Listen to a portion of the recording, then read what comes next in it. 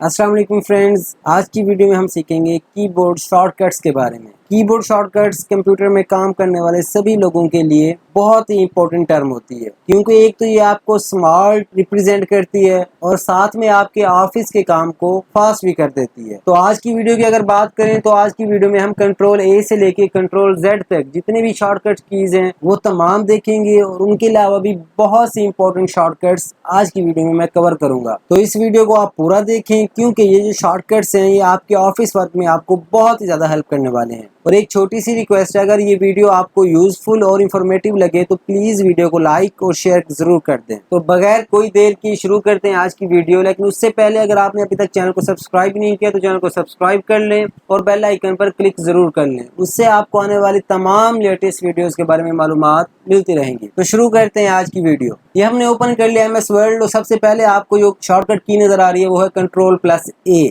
और ये किस लिए यूज़ होती है? यूज़ होती है सिलेक्ट ऑल कंटेंट के लिए।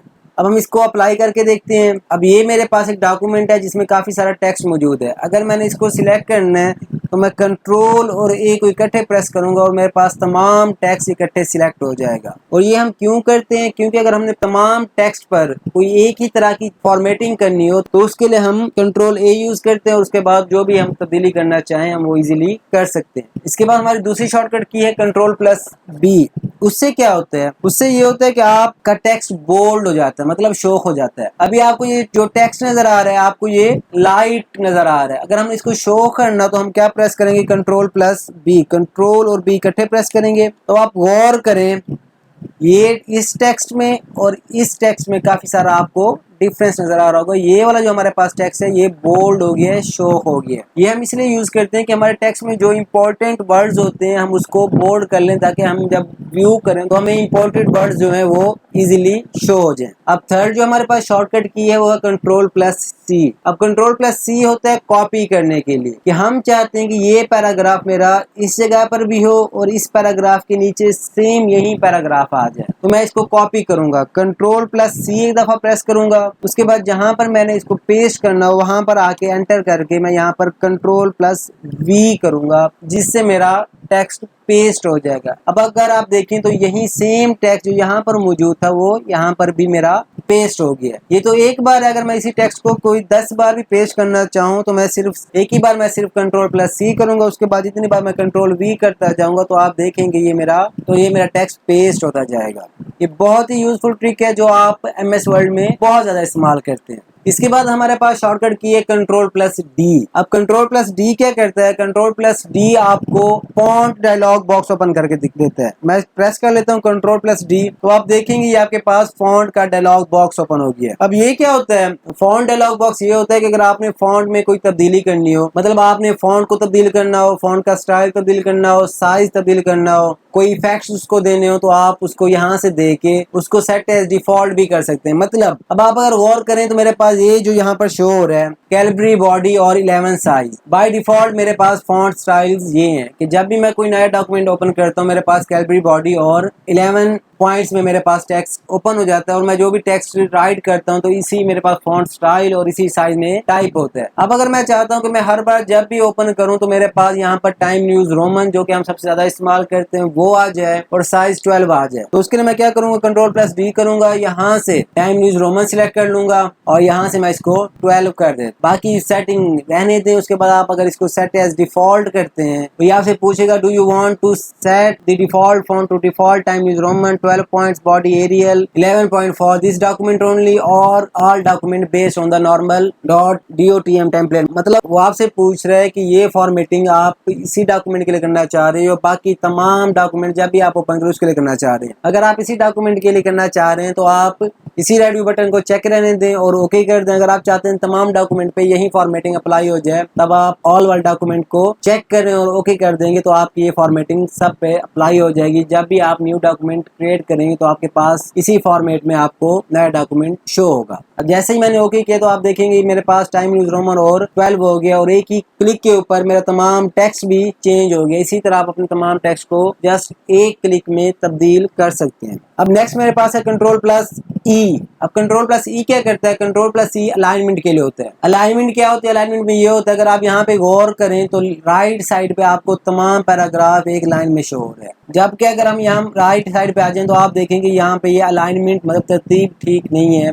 लुक अगर यहाँ पर एंड हो रहा है तो कवर यहाँ पर हो रहा है, दे यहाँ पर हो रहा है। अब इसको सेट करने के लिए हमारे पास MS वर्ड 4 अलाइनमेंट देता है। Left alignment, right alignment, centre alignment और जस्टिफाई अलाइनमेंट। सबसे पहले हमारे पास कंट्रोल प्लस ई है, तो कंट्रोल प्लस ई क्या करता है? आपको सेंटर अलाइनमेंट देता है। जैसे आप देखें ये लास्ट जो आपके पास लाइन है ये लेफ्ट से स्टार्ट हो रही है और यहाँ पर एंड हो रही है। अगर हम जब सेंटर करेंगे तब आप देखेंगे ये सेंटर से शुरू होगी और इक्वली दोनों तरफ से ये बराबर होगी, लेफ्ट साइड से भी और राइट साइड से भी। अब आपने क्या करना है, यहाँ पर जिस पैराग्राफ के आपने अलाइनमेंट करनी हो वहां पर आपने सिर्फ कर्सर को लेके जाना है। ये आपको जो ब्लिंकिंग कर्सर नजर आ रहा है, और उसके बाद कंट्रोल प्लस ई प्रेस करेंगे तो आप देखेंगे कि आपका जो टेक्स्ट है, जो आपका पैराग्राफ है वो सेंटर अलाइन हो गया। अभी लास्ट लाइन पे गौर करें तो ये सेंटर में आ गया, मतलब ये सेंटर से इसने टाइप करना स्टार्ट किया है और ये सेंटर में आई है। लेफ्ट और राइट साइड से बिल्कुल बराबर स्पेस खाली है, ये हमारे पास सेंटर अलाइन है। ये आप अलाइनमेंट मोस्टली हेडिंग्स वगैरह के लिए इस्तेमाल करते हैं। अगर आप किसी हेडिंग को सेंटर में लेके आना चाहते हैं तो आप कंट्रोल प्लस ई प्रेस करते हैं और आपकी हेडिंग सेंटर में आ जाती है। अब इसके बाद हमारे पास नेक्स्ट है कंट्रोल प्लस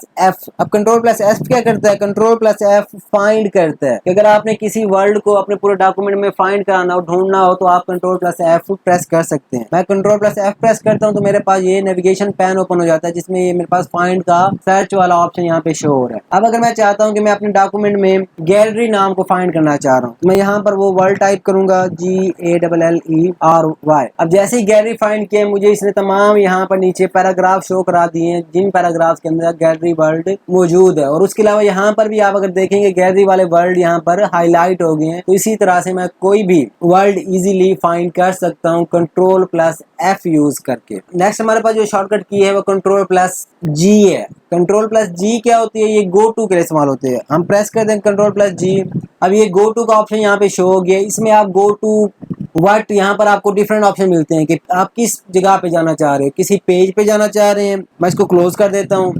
किसी पेज पे आप जाना चाह रहे हैं, किसी डॉक्यूमेंट के सेक्शन में जाना चाह रहे हैं, किसी लाइन पे जाना चाह रहे हैं, किसी बुक मार्क अगर आपने कोई दिया है वहां पे जाना चाह रहे हैं, किसी कमेंट में, फुटनोट पे। इसी तरह आपके पास काफी सारे ऑप्शन यहाँ पर मौजूद होते हैं कि आप अपने डॉक्यूमेंट में इजीली नेविगेट कर सकते हैं। अब अगर यहाँ पर फर्स्ट वन मेरे पास सिलेक्ट है पेज, और मैं अगर यहाँ पर सिलेक्ट करता हूँ टू और गो टू जो करूंगा तो मेरा कंट्रोल डायरेक्ट पेज 2 पर आ जाएगा। तो ये देखिए मैं पेज 2 पर मौजूद हूँ। इसी तरह आप किसी भी पेज पर सिर्फ उसका नंबर टाइप करके नेविगेट कर सकते हैं। आपको माउस के जरिए या स्क्रॉल बार के जरिए नेविगेट करने की जरूरत नहीं है। इसके अलावा बाकी भी आपको बहुत सारे ऑप्शन मिल जाते हैं जो आप यूज करके अपने काम को बहुत ही आसानी से सर अंजाम दे सकते हैं। इसके बाद हमारे पास शॉर्टकट की है कंट्रोल प्लस एच। अब कंट्रोल प्लस एच क्या करती है? कंट्रोल प्लस एच होती है रिप्लेस के लिए। अगर आप किसी वर्ड को किसी दूसरे वर्ड के साथ रिप्लेस करना चाह रहे हैं आप कंट्रोल प्लस एच प्रेस करते हैं। मैं कंट्रोल प्लस एच प्रेस करता हूं तब आप देखेंगे ये मुझे शो करा रहा है फाइंड वर्ड एंड उसके बाद ऑप्शन दूसरा है रिप्लेस विद। और उसके अलावा मेरे पास ये 4 डिफरेंट ऑप्शन शो हो रहे हैं, replace, replace all, find next and cancel. अब जैसे यहाँ पर फाइंड वर्ड में मेरे पास शो हो रहा है गैलरी। अब मैं चाहता हूँ गैलरी को किसी दूसरे वर्ड के साथ रिप्लेस कर दूं तो मैं वही दूसरा वर्ड रिप्लेस विद में यहाँ पे टाइप करूंगा। मैं गैलरी को चेंज कर देता हूँ फोटो लाइब्रेरी के साथ, फोटो लाइब्रेरी, और मैं क्लिक कर लेता हूँ रिप्लेस ऑल के ऊपर। जैसे मैं रिप्लेस ऑल के ऊपर क्लिक करूंगा तो मेरे पास एक डायलॉग बॉक्स शो हो जाएगा जो मुझे बताएगा कि world has completed search of the document and has made 12 replacement.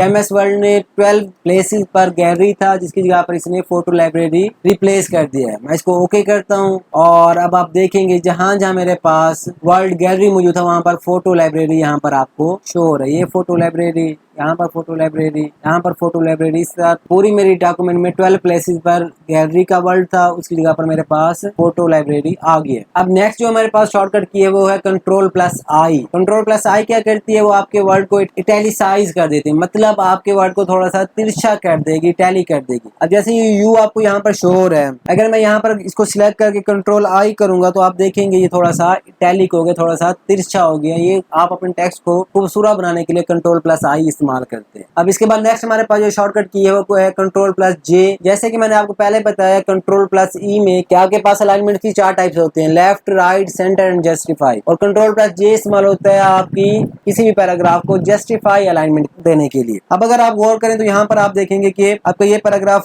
Left side से बिल्कुल अलाइन है, जबकि राइट साइड से ये देखें ये अलाइन नहीं है, आगे पीछे। अब अगर मैं अपना कर्सर यहाँ पर लेके आता हूँ और कंट्रोल प्लस जे प्रेस करूंगा तो अब आप देखेंगे कि ये लेफ्ट राइट साइड से भी बिल्कुल अलाइन हो गया है और लेफ्ट साइड से भी बिल्कुल अलाइन हो गया है। ये हम अलाइनमेंट मोस्टली यूज करते हैं अपने डॉक्यूमेंट में कंट्रोल प्लस जे जस्टिफाई करने के लिए कि दोनों तरफ से हमारा जो पैराग्राफ है वो बिल्कुल सेम अलाइन हो। इसके बाद जो हमारे पास शॉर्टकट की है वो है कंट्रोल प्लस के। अब कंट्रोल प्लस के इस्तेमाल होता है हाइपर लिंक देने के लिए। अब हाइपर लिंक क्या होता है? हाइपर लिंक होता है अगर आप अपने डॉक्यूमेंट को किसी दूसरे डॉक्यूमेंट या किसी दूसरे फाइल या किसी दूसरी वेबसाइट के साथ लिंक करना चाह रहे हैं तब आप हाइपर लिंक इस्तेमाल करते हैं। जैसे मैं चाहता हूँ ये फॉर्मेटिंग वाला मेरा जो वर्ड है यहाँ पर मैं हाइपर लिंक लगा दूं फेसबुक का कि इस पे जो भी क्लिक करे वो डायरेक्ट फेसबुक पे पहुंच जाए। तो कंट्रोल प्लस मैं के प्रेस करूंगा, उसके बाद मेरे पास ये हाइपर लिंक का एक डायलॉग बॉक्स ओपन हो जाएगा। यहाँ पर डिफरेंट ऑप्शन शो हो रहे हैं। सबसे पहला ऑप्शन है एग्जिस्टिंग फाइल और वेब पेज। अगर मैं इस पे क्लिक करूं तो ये मुझे बताएगा कि आप इसी वर्ड को हाइपर लिंक किसी फाइल के साथ देना चाह रहे हैं या किसी वेब एड्रेस के साथ देना चाह रहे हैं। क्योंकि मैंने आपको कहा फेसबुक का, तो यहाँ पर मैं उसका एड्रेस दे देता हूँ www.facebook.com। अब ये देखें यहाँ पर मैंने एड्रेस दे दिया और उसके बाद मैं अगर ओके करता हूँ तब आप देखेंगे फॉर्मेटिंग वाला वर्ड आपको ब्लू कलर का शो होगा और नीचे अंडरलाइन भी होगी। और जैसे ही आप इसके ऊपर माउस लेके जाएंगे तो आपको यहाँ पर वो शो करा रहा है कि control plus click to follow link. अब अगर आप कंट्रोल प्लस क्लिक करेंगे तब आप देखेंगे कि आपका कंट्रोल फेसबुक के ऊपर चला जाएगा। अगर आपने अपनी आईडी का लॉगिन दिया होगा तो तब भी ये ओपन हो जाएगा। इसी तरह आप अपने किसी भी डॉक्यूमेंट में किसी भी वर्ड को किसी फाइल किसी वेब एड्रेस के साथ आप लिंक कर सकते हैं। इस चीज को हम हाइपर लिंक कहते हैं और उसकी शॉर्टकट की है कंट्रोल प्लस के। अब नेक्स्ट हमारे पास है कंट्रोल प्लस एल। जैसे मैंने आपको पहले बताया था control plus L left alignment के लिए होता है। अब जैसे हमने यहाँ पर देखा है ये हमारे पास जो पैराग्राफ था ये हमने इसको सेंटर अलाइन किया था कि हमारे पास जो सेंटर में लाइन आ रही है, हमारा ये पैराग्राफ सेंटर अलाइन है, लास्ट लाइन बिल्कुल सेंटर में आ रही है। लेफ्ट साइड से भी ये अलाइन नहीं है और राइट साइड से भी ये अलाइन नहीं है। अगर हमने इसको लेफ्ट अलाइन करना है हम क्या करेंगे, जस्ट इसी के पैराग्राफ के अंदर अपना कर्सर लेके जाएंगे, कंट्रोल प्लस एल प्रेस करेंगे, तब आप देखेंगे कि आपका यही पैराग्राफ लेफ्ट साइड पे अलाइन हो जाएगा, लेफ्ट साइड से बिल्कुल तरतीब में आ जाएगा। तो ये लेफ्ट अलाइनमेंट है जो बाय डिफॉल्ट आपके पैराग्राफ में होते हैं। जब भी आप कोई डॉक्यूमेंट ओपन करते हैं तो बाय डिफॉल्ट आपके पास लेफ्ट अलाइनमेंट ही का ऑप्शन अवेलेबल होता है। अब कंट्रोल प्लस एल के बाद हमारे पास नेक्स्ट शॉर्टकट की है कंट्रोल प्लस एम। अब कंट्रोल प्लस एम एक टेक्निकल और एक एडवांस लेवल की शॉर्टकट की है। इसके लिए आपको थोड़ा सा गौर करना पड़ेगा। कंट्रोल प्लस एम होता है इंडेंट के लिए। इंडेंट क्या होता है, अगर आप देखें आपके पूरे जो भी हम पैराग्राफ टाइप करते हैं उसके कुछ टॉप के ऊपर, लेफ्ट के ऊपर, राइट के ऊपर और बॉटम के ऊपर एक वाइट स्पेसेस रह जाती हैं जिनको हम मार्जिन्स कहते हैं। कि आपका टेक्स्ट यहाँ से शुरू होता है, आपका टेक्स्ट यहाँ से शुरू नहीं होता। मतलब यहाँ पे कुछ मार्जिन दिया गया है कि हम अपने डॉक्यूमेंट को प्रिंट निकालने के बाद बाइंड इजीली कर सकते हैं। अब ये तो हुआ मार्जिन। अब इंडेंट क्या होता है, इंडेंट होता है कि आपका टेक्स्ट मार्जिन से कितना दूर है। तो आपके मार्जिन यहाँ पर सेट हुए हुए हैं। अब इंडेंट होता है कि आपका टेक्स्ट या आपका पैराग्राफ मार्जिन से कितना दूर है, उसको हम इंडेंट कहते हैं। उसके लिए हम कंट्रोल प्लस एम प्रेस करेंगे। अब अगर हम देखें कंट्रोल प्लस में एम प्रेस करता हूं तो आपका पैराग्राफ मार्जिन से दूर हो गया है। फिर मैं कंट्रोल प्लस एम करूंगा तो ये मजीद दूर हो जाएगा। ये आपके मार्जिन यहाँ पर थे और अब आपका टेक्स्ट यहाँ पर आ गया। ये जो जगह है इसको हम क्या कहते हैं, ये इंडेंटिंग हो गई है कि आपका टेक्स्ट आपके मार्जिन से दूर हो गया। इंडेंटिंग भी काफी सारी टाइप्स हैं, लेफ्ट इंडेंट है, राइट इंडेंट है, हैंगिंग इंडेंट है और फर्स्ट लाइन इंडेंट है। उनकी भी डिफरेंट शॉर्टकट कीज हैं, वो आगे आगे मैं आपको बताता जाऊंगा। अगर आपको ये कॉन्सेप्ट समझ नहीं आया तो आप कमेंट करके इसके बारे में पूछ सकते हैं। अब चलते हैं अपनी नेक्स्ट शॉर्टकट की तरफ। अब हमने कंट्रोल एम किया, अब हमारे पास नेक्स्ट जो है वो है control plus N. Control plus N होता है न्यू डॉक्यूमेंट क्रिएट करने के लिए। अब अगर आप देखें यहाँ पर आपको शो हो रहा है डॉक्यूमेंट 1। अगर हमने न्यू डॉक्यूमेंट क्रिएट करना है तो हम क्या करेंगे, कंट्रोल प्लस एन प्रेस करेंगे तो हमारे पास एक ब्लैंक डॉक्यूमेंट आ जाएगा। उसका नाम यहाँ पर डॉक्यूमेंट 2 यहाँ पर शो हो जाएगा। तो आप इजीली नया डॉक्यूमेंट क्रिएट कर सकते हैं कंट्रोल प्लस एन प्रेस करके। अब इसके बाद जो हमारे पास शॉर्टकट की है वो है कंट्रोल प्लस ओ। अब कंट्रोल प्लस ओ किस लिए काम आती है, कंट्रोल प्लस ओ काम आती है ओपन दी एग्जिस्टिंग डॉक्यूमेंट, के कोई डॉक्यूमेंट आपके कंप्यूटर में मौजूद है, आप उसको ओपन करना चाह रहे हैं, तब आप क्या प्रेस करेंगे, Ctrl+O प्रेस करेंगे तो आपके पास एक डायलॉग बॉक्स ओपन हो जाएगा। यहाँ से आपसे पूछेगा कि आपके पास फाइल किस जगह पर है। आप डॉक्यूमेंट में या आपकी फाइल जिस जगह पर हो आप उस पर क्या करेंगे, क्लिक कर लेंगे और जो भी फाइल आपने ओपन करनी है उस पर क्लिक करके आप उसको ओपन कर देंगे तो आपकी वो फाइल ओपन हो जाएगी। और अगर आप इस तरह का सर्टिफिकेट बनाना चाह रहे हैं उसकी वीडियो भी आपको इसी चैनल पर मिल जाएगी। आप इस तरह का बेहतरीन सा एक सर्टिफिकेट वो वीडियो देख के बना सकते हैं। अब हमारे पास नेक्स्ट जो शॉर्टकट की है वो है Ctrl+P।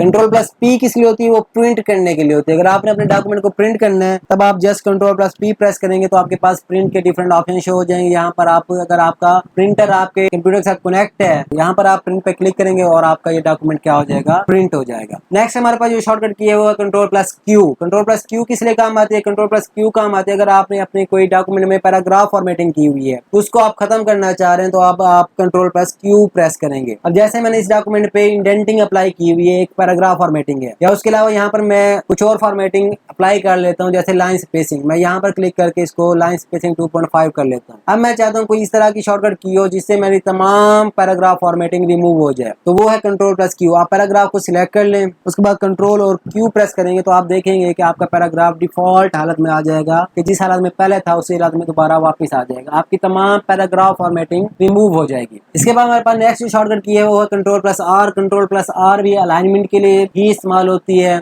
और ये राइट अलाइनमेंट के लिए इस्तेमाल होती है। ये आपका पैराग्राफ लेफ्ट अलाइन है और राइट साइड से आपको अलाइनमेंट नजर नहीं आ रही, तो अगर आपने राइट साइड से अलाइन करना चाह रहे हैं तो आप Ctrl+R प्रेस करेंगे, तब आप देखेंगे कि आपका टेक्स्ट राइट साइड से बिल्कुल अलाइन है और लेफ्ट साइड से आपका टेक्स्ट अलाइन नहीं है। डिफरेंट ये अलाइनमेंट्स हैं जो आप अपने डॉक्यूमेंट में यूज कर सकते हैं। अब हमारे पास जो शॉर्टकट की है वो है Ctrl+S, जो MS वर्ड में सबसे ज्यादा इस्तेमाल होने वाली शॉर्टकट की है। Ctrl+S आप इस्तेमाल करते हैं किसी भी डॉक्यूमेंट को सेव करने के लिए। और एक आपको मैं रिमाइंडर देता जाऊं, जब भी आपने कोई डॉक्यूमेंट बनाना है तो सबसे पहले उसको सेव करना है और हर 1 मिनट के बाद 1.5 मिनट के बाद आपने Ctrl+S प्रेस करते जाना ताकि आप जो भी काम कर रहे हैं वो आपका सेव होता रहे। अब मैं अगर Ctrl+S प्रेस करूंगा तब आप देखेंगे मेरे पास एक डायलॉग बॉक्स ओपन हो जाएगा। वो मुझसे पूछेगा कि आपने फाइल को किस नाम से सेव करना है, किस टाइप पे सेव करना है और किस जगह पे सेव करना है, तब आप उसको इजीली सेव कर सकते हैं। सेव करने का मेथड भी मैंने अपनी प्रीवियस वीडियो में बताया हुआ है, आप उसको भी देख के सेव करने का तरीका सीख सकते हैं। Ctrl+S प्रेस करेंगे, उसके बाद आप सेव पे क्लिक कर लेंगे तो आपका डॉक्यूमेंट ये सेव हो जाएगा। अब हमारे पास नेक्स्ट जो शॉर्टकट की है वो Ctrl+T।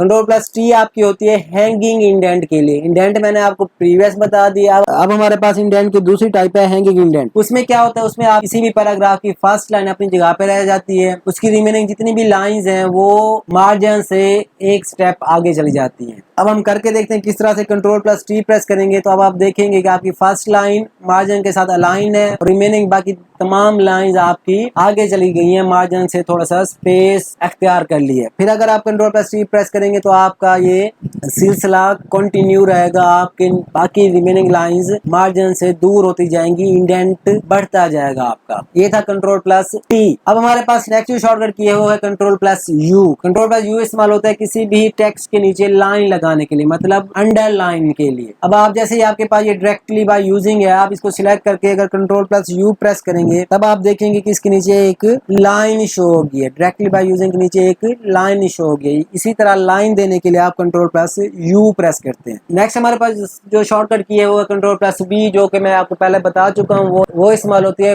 पेस्ट के लिए। और पेस्ट आप करते हो जब किसी भी टेक्स्ट को आप कॉपी करते हो तो Ctrl+V करके आप उसको पेस्ट करते हो। कट करके भी आप पेस्ट करते हो और कॉपी करके भी आप पेस्ट करते हो। अब हमारे पास नेक्स्ट जो शॉर्टकट की है वो है Ctrl+W। Ctrl+W आप इस्तेमाल करते हो किसी भी डॉक्यूमेंट को क्लोज करने के लिए। अब हमारे पास ये एक डॉक्यूमेंट ओपन है, मैं अगर Ctrl+W प्रेस करूंगा तो आप देखेंगे ये डॉक्यूमेंट मेरे से क्लोज हो गया है। तो किसी भी डॉक्यूमेंट को क्विकली क्लोज करने के लिए आप Ctrl+W का इस्तेमाल करते हैं। अब नेक्स्ट हमारे पास है Ctrl+X। ये होता है किसी भी टेक्स्ट को कट करने के लिए। मतलब अब हम चाहते हैं कि ये जो मेरे पास पैराग्राफ है यहाँ से रिमूव हो जाए, यहाँ से कट हो जाए और दूसरी जगह पर पेस्ट हो जाए। तब मैं क्या करूँगा, Ctrl+X करूँगा, यहाँ से वो मेरा पैराग्राफ डिलीट हो गया है। अब जहाँ पर मैंने उसको पेस्ट करना है वहाँ पर मैं Ctrl+V करके वहाँ पर उसको पेस्ट कर दूंगा। वहाँ से कट किया और यहाँ पर आके मैंने उसको पेस्ट कर दिया। ये था Ctrl+X का यूज। अब हमारे पास लास्ट 2 जो कीज हैं वो है Ctrl+Y और Ctrl+Z। हम पहले देखेंगे Ctrl+Z को, उसके बाद हम देखेंगे Ctrl+Y को। Ctrl+Z इस्तेमाल होता है अनडू के लिए, कि अगर आपने कोई काम किया है वो काम आपने नहीं करना था तब आप Ctrl+Z इस्तेमाल करते हैं। जैसे मैंने अभी ये वाला पैराग्राफ यहाँ से रिमूव करा के यहाँ पे लेके आया हूँ। अब अगर मैं ये सोचता हूँ कि ये काम मैंने नहीं करना था तब मैं क्या करूँगा, Ctrl+Z प्रेस करूंगा, तब आप देखेंगे आपका जो आपने पेस्ट किया था वो काम यहाँ से रिमूव हो गया।